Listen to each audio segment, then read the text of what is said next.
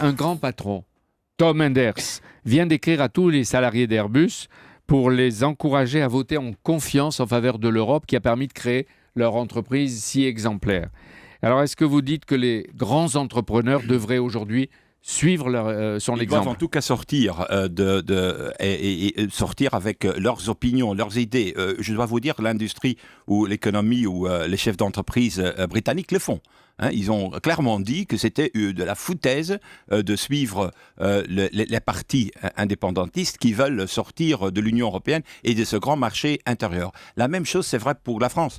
La France et l'économie française, les PME françaises n'ont que de l'avenir à l'intérieur de ce grand marché. Mais il faut le consolider. Il faut aussi un marché intérieur au niveau des capitaux. Parce que ce n'est plus le cas. Il y a 28 marchés différents.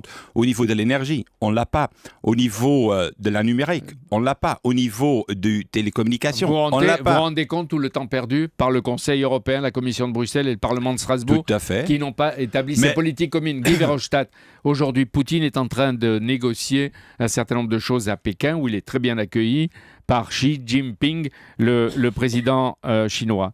Et son Premier ministre Medvedev vient de dire que le gaz russe, qui n'irait plus vers l'union de l'Europe, pourrait être, au pire, réorienté vers la Chine, si la situation est grave. Est-ce que vous pensez que c'est envisageable? Non, c'est une réalité, pour le moment. Oui. On est en train de préparer cela. Et justement, ce qu'il faut faire, c'est créer cette communauté d'énergie au niveau européen la plus vite possible. On l'a annoncé en 2006, on ne l'a pas réalisé.